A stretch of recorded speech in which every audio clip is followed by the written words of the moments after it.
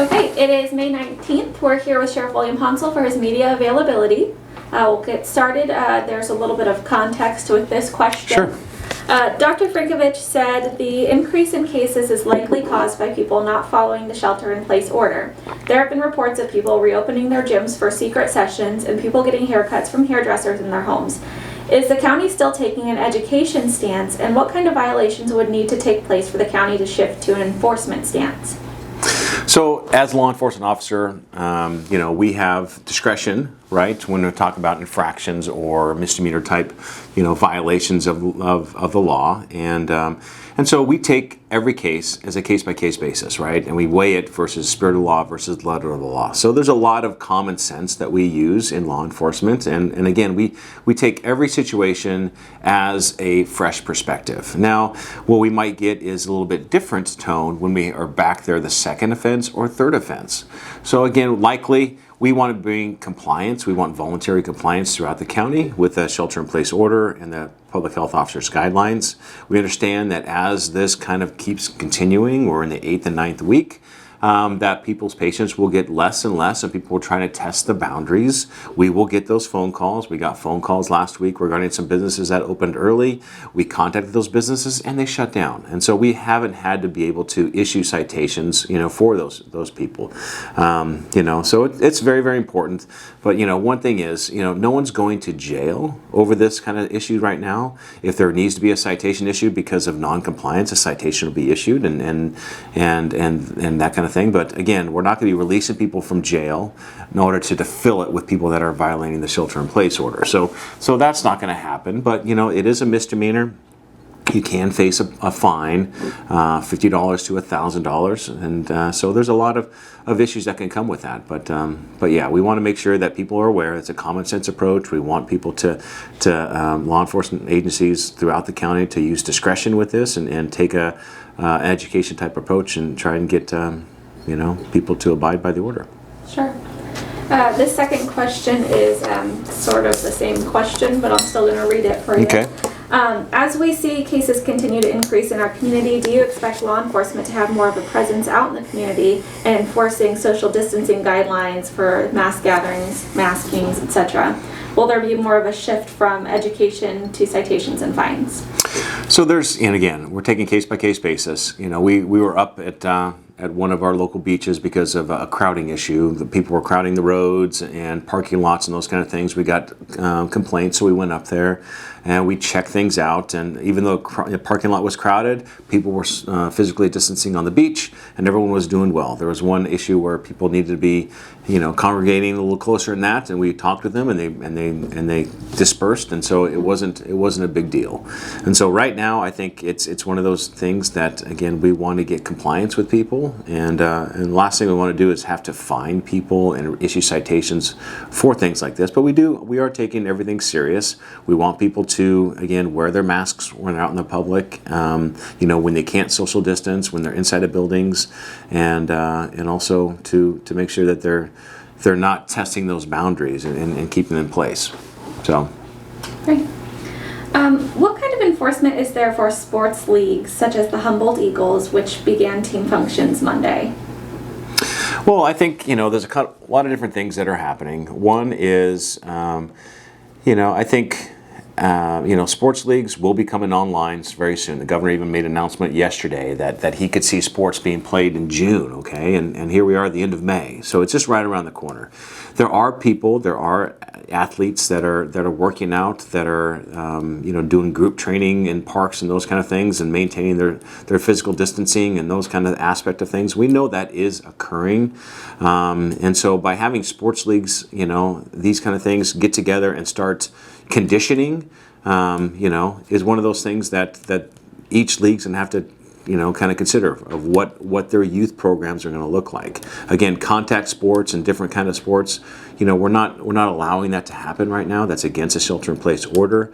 Recreation and also exercise is a part of the order, and people can go and exercise and recreate. We want people to make sure they maintain their physical distancing. We want to make sure all the guidelines are in place. but that's very, very important. So I did contact the people that are in charge of the league and say, listen, what are you talking about here? What are you considering? And so they're not going to be playing baseball. They're not going to be doing those kind of things. They are going to exercise, maintaining physical distances and those kind of things. And then they're going to wait until the shelter-in-place order is lifted for games to continue. So I think.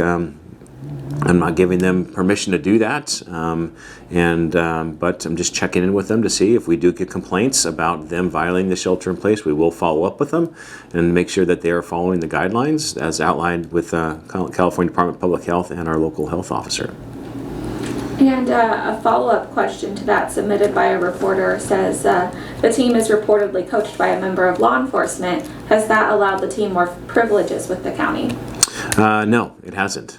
So they're not allowed to violate any kind of the shelter-in-place guidelines, and they're not allowed to break the law. So, I get phone calls from a lot of different people every day talking about these kind of things and their frustration or what they propose, and looking at the guidance and seeing how things could work, and what their proposals are.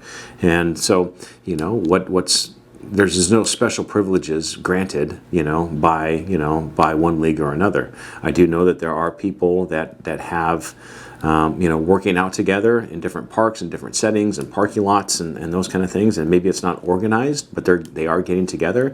And people may not be going to a gym, so to speak, but people are, gathering while maintaining their physical distancing, not touching equipment, not touching common objects, but using their body weight to do different exercises. And, and in the meantime, I believe that meets the requirements as the public health officer's order. You've talked about safety precautions taken at the jail to reduce COVID exposure for correctional staff and inmates. Can you talk about what the process would look like if COVID did make its way into the facility? For example, if the whole building needed to be disinfected, what would that process look like? Where would inmates be housed temporarily? Right. So because our numbers are low, we're able to shut down one portion of the correctional facility. And so that could be an area where we could push inmates over if there was an outbreak in the jail. We do have, again, essentially a clinic inside the jail that is equipped to handle people that do have COVID. And so we could isolate them in one of our rooms and making sure that they maintain that separation from the other inmates. We would obviously disinfect. We have disinfecting protocols. We have disinfectants. We have a way of we can completely clean those dorms. We can again shelter those inmates that were exposed in a different area, and we would essentially quarantine them for essentially 14 days while we're testing them to make sure that no one else would be testing positive for the virus. So we do take that serious. That's why we're maintaining this quarantine for everyone that gets booked in the jail that's going to stay for 14 days. We're testing everyone and making sure that our correctional deputies are wearing masks and doing disinfectant protocols, as well as when an inmate has to go over to court, they are going to be wearing a mask and requiring everyone in court to also wear a mask to protect them, from potential exposure. And then shifting gears to the Bear River Casino, the reporter says that the casino says they're opening May 24th. Did they get approval from you and the health officer to move forward with reopening, and do they need your approval? So casino, let's just talk about tribal land. So tribal land here in California, it is a public law 280 state, which means state law does apply on tribal land. But civil and regulatory state law does not apply to tribal land, and they can come up with their own civil regulations and those kind of things. So we have been working with Bear River, throughout this whole process. They voluntarily came under the shelter-in-place order. They shut down their business, their casinos and their restaurants and all their operations during this time. But they are sovereign. They are a sovereign nation, and as far as civil and regulatory goes, they can open up without the public health officer's approval. And so the public health officer has come out and said, we don't believe this is a good time for them to open up right now. And we strongly recommend that they do not, but they are sovereign and they can do it. I know they have come up with a plan. It's a thorough plan. I know there's other rancherias and casinos here that are also looking at the same thing. They're also looking at the casinos down south. And I know that there's several large casinos down south in Southern California that are challenging the governor and the governor's order, and they're telling the governor that they're going to open up despite his displeasure with that, and so they're in talks with them. But I know that when these casinos do open up, it does potentially expose our community to people gathering together and touching commonly touched objects and those kind of things. So, we urge them to use whatever precautions necessary to ensure the safety of their employees and the customers that may show up there. Even with some restrictions, doesn't opening table games and slot machines for congregating put the public at higher risk of COVID? Yeah, for sure. It's those, those control measures that someone can put in place. We want to make sure that commonly touched objects are cleaned, disinfected, and so they may have a plan that every machine you touch, you got to wipe down afterwards. I don't know what their plan is going to be. How they're going to play table games is still physically distanced and make sure people don't touch things, or people are going to be wearing gloves. People are going to be masked. I don't know, and so those are the things that people are going to have to feel comfortable with. One thing that I'm stressing throughout this whole process here is we want people to, number one, feel safe if they go to work, and we want consumers, and they go shopping or go visit one of these stores, retail establishments, business, to feel comfortable doing business at these places. And so they're going to look as soon as they walk in the door, what control measures do people have in place? What cleaning protocol might be there? How are they protecting you as the customer walking into their store or their casino? So those are the kind of questions that I hope that the casino will answer for their customers, and also set the example, for the rest of the county. So, so far the casinos have done, a lot, in our communities, and I know they care for our community, and so, these tribes, they really do a lot, and so we hope that they do listen to what the public health officer is saying, and if they, I know that they want to open, but definitely to a reduced manner, and with control measures in place to hopefully ensure safety of our community. Great. Is there anything else you'd like to include today? Well, a couple things. One thing is, last week we had Sergeant Tim Hammer from our correctional facility. He retired after 20 years, so I want to say congratulations to Tim.